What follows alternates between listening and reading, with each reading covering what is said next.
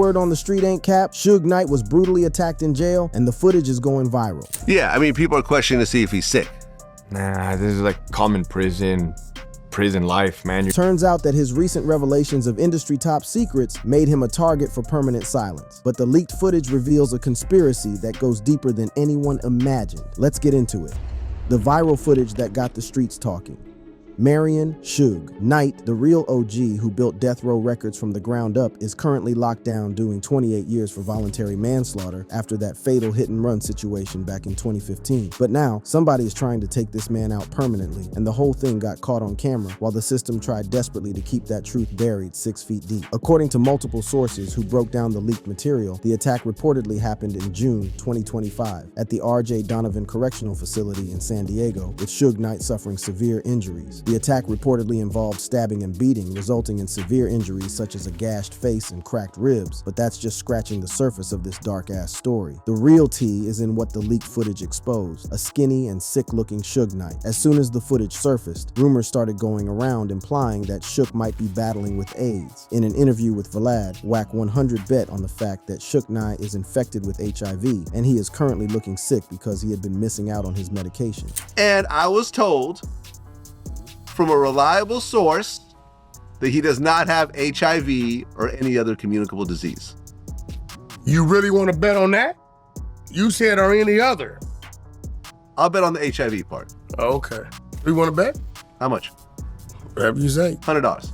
That's cool. And Shook, he didn't shut his mouth and let this narrative sell. He straight up cleared the air. In a recent interview from jail with The Art of Dialogue, Shook addressed the HIV rumors head on. Take a look at my whole medical file. Attorney has it. And if I had a sexual disease or AIDS or anything else, what they're trying to say, they can open my whole file up and see I don't have a disease.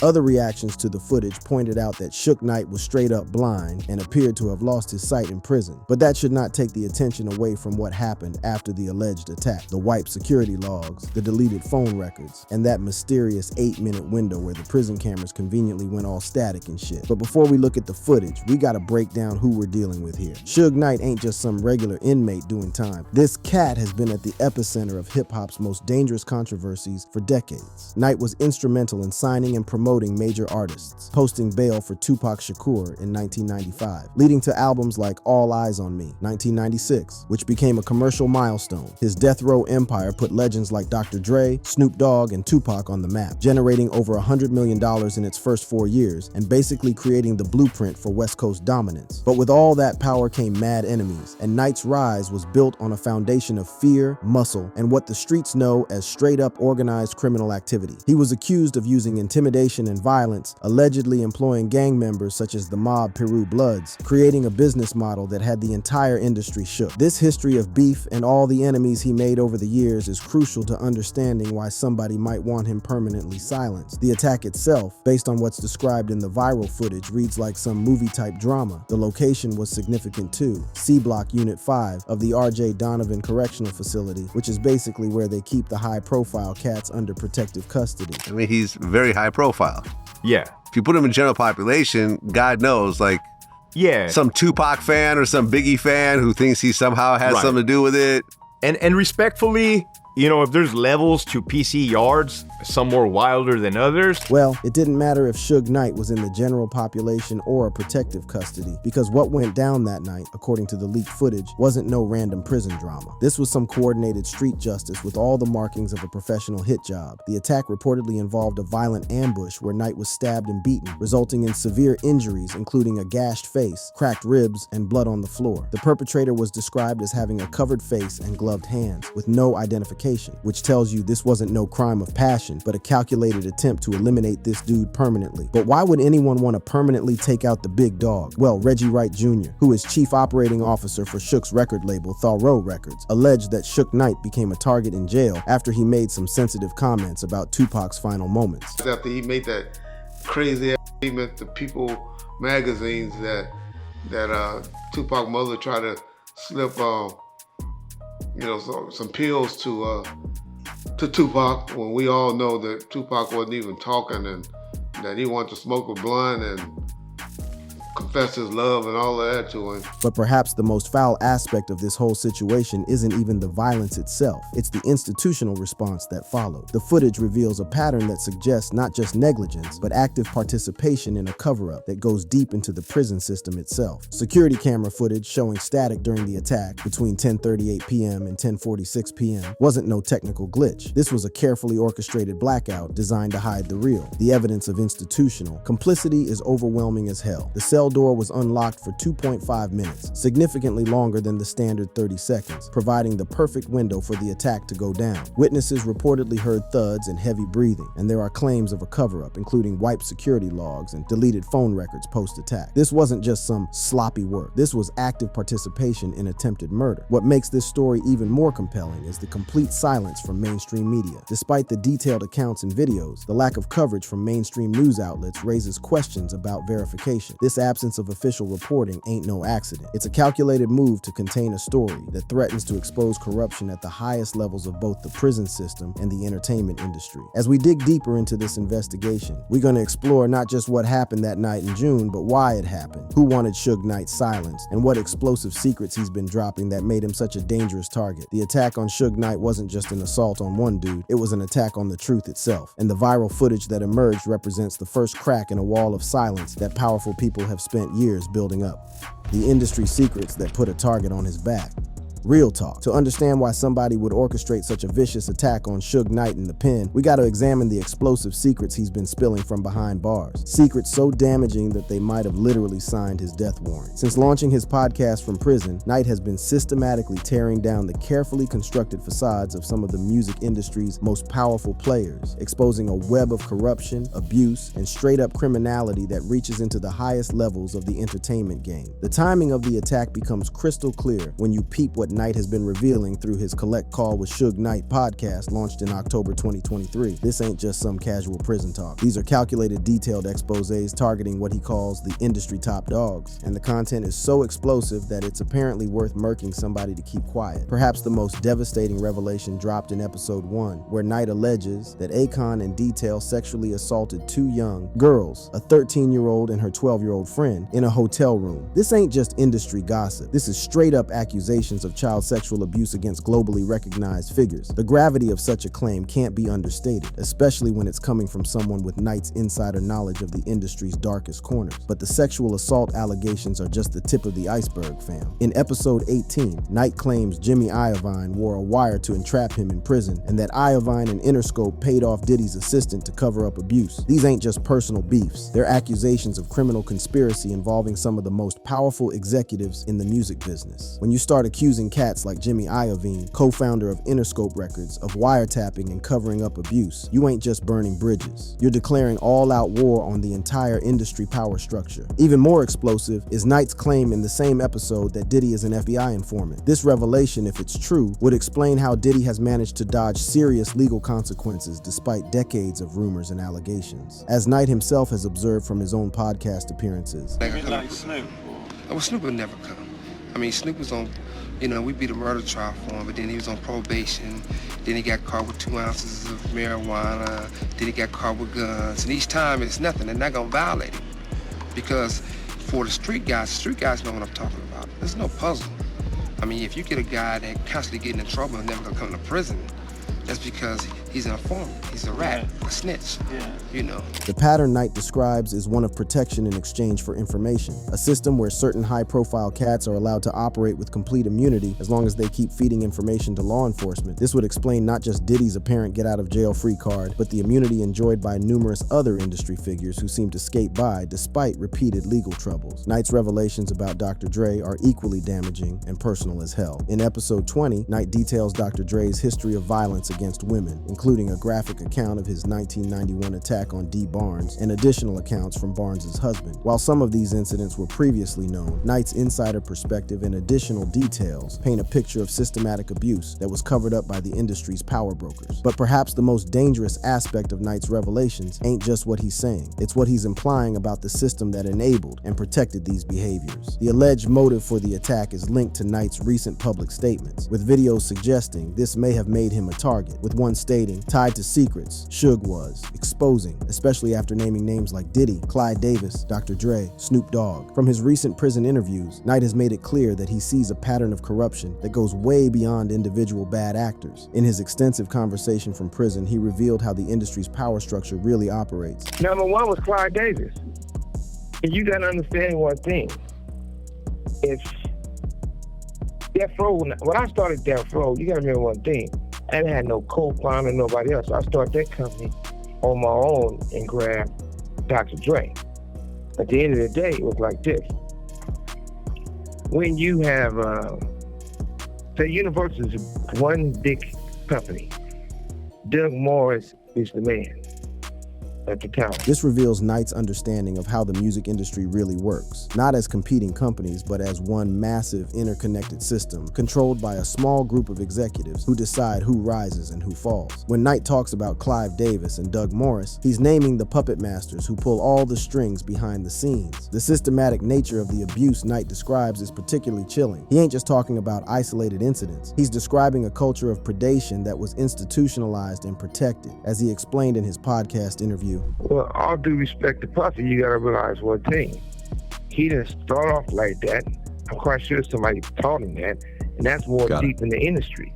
You guys who got involved with a lot of people who were their mentors, instead of having a guy to mentor your own father, they was having these guys they mentored.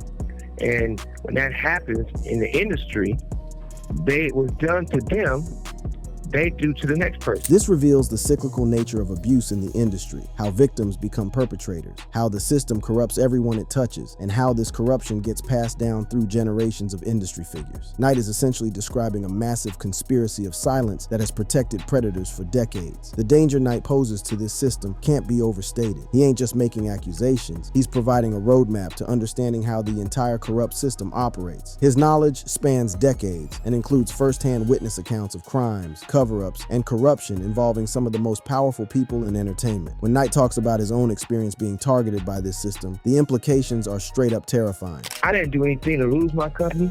I didn't do anything illegal to get my company taken away from me.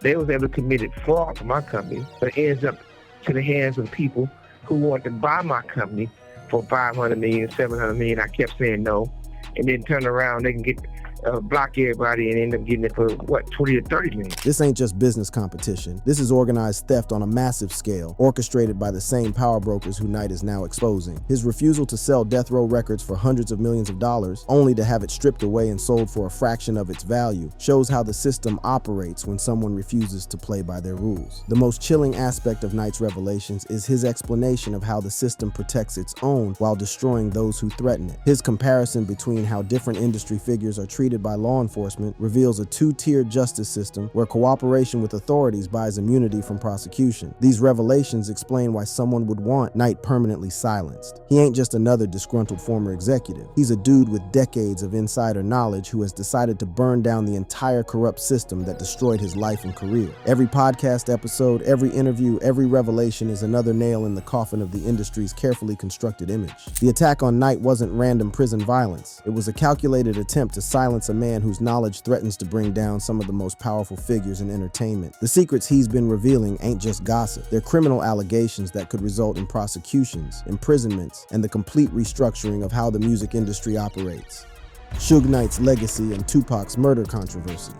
To understand why this attack was orchestrated and covered up so systematically, we gotta examine Knight's unparalleled impact on hip-hop culture, his role in the most legendary rap beefs in history, and his explosive recent revelations about Tupac Shakur's death that have shattered decades of carefully constructed street narratives. Suge Knight didn't just participate in hip-hop history, he created that *T from the ground up. His Death Row Records empire launched the careers of legends like Dr. Dre, Snoop Dogg, and Tupac Shakur, generating over $100 million in its first 4 years and fundamentally reshaping not just music, but American culture itself. The G-Funk sound that emerged from Death Row didn't just top charts. It became the soundtrack of the streets and established West Coast hip-hop as a cultural force that could rival anything coming from the East Coast. But Knight's impact went way beyond just producing bangers. He revolutionized how hip-hop artists were promoted, protected, and positioned in the industry. Knight was instrumental in signing and promoting major artists, posting bail for Tupac Shakur in 1995, leading to albums like All All Eyes on Me, 1996, which became a commercial milestone. This wasn't just a business transaction. This was a rescue mission that saved one of hip-hop's greatest artists and gave the world some of its most influential music. The Death Row empire under Knight's leadership represented something unprecedented in the music industry, a black-owned powerhouse that operated on its own terms, refused to bow to industry pressure, and generated wealth that rivaled the major labels. Albums like Dr. Dre's The Chronic, 1992, which went triple platinum, and Snoop Dogg's Doggy Style, 1993, achieving quadruple platinum status, not only dominated charts but also defined the aesthetic of West Coast hip-hop. However, Knight's most significant and controversial contribution to hip-hop history was his role in escalating the East Coast-West Coast beef that would define the genre's most legendary and tragic chapter. The 1995 Source Awards became a pivotal moment when Knight publicly challenged the East Coast establishment, particularly targeting Sean Diddy Combs and Bad Boy Records. This wasn't just professional competition. This was a declaration of war that would reshape hip-hop forever and have the whole culture choosing sides. The beef that Knight helped orchestrate wasn't just about music. It was about power, respect, and control over hip-hop's future direction. Death Row's aggressive, unapologetic approach to both music and business challenged the more polished commercial style that dominated East Coast hip-hop at the time. This cultural clash created some of the most legendary music in hip-hop history, but it also set the stage for tragedy that would rock the entire culture. The current prison attack on Knight and its systematic cover-up become even more significant when we consider his recent explosive claims about Tupac Shakur's death, revelations that have the potential to rewrite one of hip-hop's most enduring mysteries. Knight's proximity to Tupac during the fatal 1996 shooting in Las Vegas made him not just a witness, but potentially the most important source of truth about what really went down that night. For decades, Knight maintained relative silence about the details of Tupac's murder, but his recent prison statements have shattered that silence in ways that threaten to expose corruption at the highest levels of both the music industry and law enforcement. His claims about Tupac's mother, Afeni Shakur, are particularly explosive. Knight claims Afeni gave Tupac pills to honor his wish to die after the shooting and instructed doctors not to revive him if he experienced complications. But even more damaging are Knight's allegations about Sean Diddy Combs' involvement in Tupac's death. Knight has accused Diddy of being involved, suggesting Diddy had a motive due to his rivalry with Death Row Records and Tupac, referencing court documents from a 2009 police interview where Davis claimed Diddy offered $1 million to handle the problem of Knight and Tupac. They're detailed claims from the dude who was literally sitting right next to Tupac when the shots were fired. Knight's account of that night, as he described it years earlier, reveals the intimate bond he had with Tupac. My whole thing was, Pac said he was shot.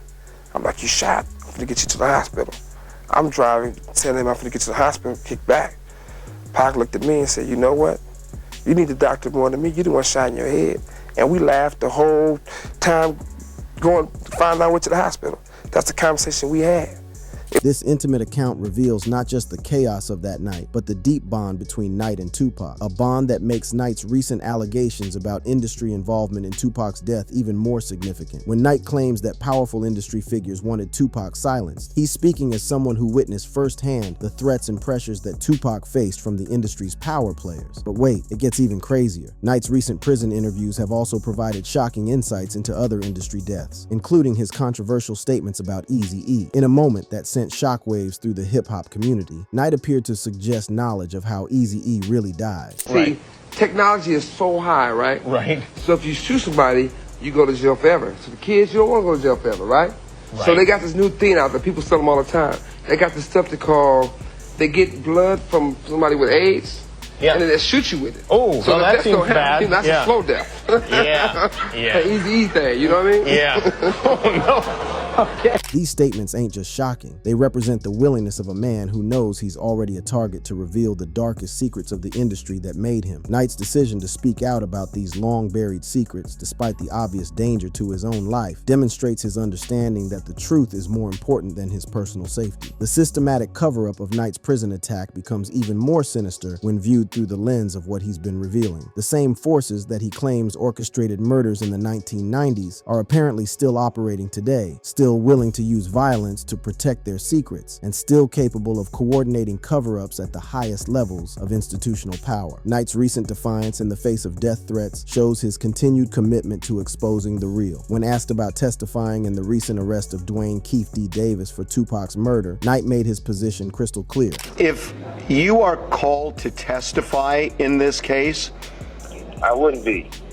This refusal to cooperate with what he sees as a corrupted legal system reflects Knight's understanding that the same forces that have protected industry criminals for decades are still in control. His unwillingness to participate in what he views as another cover-up operation demonstrates his commitment to a different kind of truth-telling, one that operates outside the controlled narratives of official investigations. Even more wild is Knight's recent claim that challenges everything we thought we knew about Tupac's death. In a shocking statement that has the streets buzzing, Knight suggested something that would change hip-hop history forever. So they ain't not just to snitch and be smart, son, because Tupac not dead. Tupac not dead. He was dead. They'd be arresting those dudes for murder. You know he was somewhere smoking a Cuban cigar on the island somewhere, you know what I mean? This statement, whether you believe it or not, shows Knight's willingness to drop bombshells that completely challenge official narratives. The fact that he's making these claims while facing potential retaliation for his revelations demonstrates his commitment to speaking his truth, regardless of the consequences. The broader implications of Knight's revelations and the attack against him extend way beyond hip-hop. They reveal a system of power that operates through violence, intimidation, and institutional corruption at levels that most people in the hood couldn't even imagine. When Knight describes how industry figures have maintained their power through cooperation with law enforcement and systematic elimination of threats, he's exposing a shadow system that controls not just entertainment, but American culture itself. The viral nature of the attack footage represents something unprecedented. The first time this shadow system's violence has been captured and disseminated despite their best efforts to control information. Videos detailing the attack have garnered significant attention, with one titled "Suge Knight Attacked in Prison" receiving 127K views, while TikTok posts related to Suge Knight prison footage have garnered 1.6 posts. This massive social media engagement proves that the traditional gatekeepers can no longer completely control the flow of information from the streets. Knight's impact on hip-hop can't be measured just in album sales or chart positions. It's got to be understood as a cultural revolution that challenged power structures, created new forms of artistic expression, and gave voice to communities that had been systematically silenced. The fact that powerful forces are still trying to silence him decades later is perhaps the ultimate testament to the significance of what he built and the danger of what he knows. The attack on Suge Knight and its cover-up represent more than just an assault on one dude. They represent an attack on hip-hop history itself, an attempt to bury the truth about how the culture's greatest tragedies were orchestrated and covered up by the same forces that claim to celebrate hip-hop today. But the viral emergence of this footage, despite the sophisticated cover-up attempts, proves that some truths are too powerful to be buried forever. Knight's legacy is now defined not just by the empire he built, but by his willingness to sacrifice everything, including his life, to ensure that the truth about hip-hop's darkest chapters finally comes to light. The man who helped create the culture's greatest music may now be the key to exposing its greatest crimes, and the streets are watching to see how this story unfolds. Love this video? Click on the cards on your screen for more.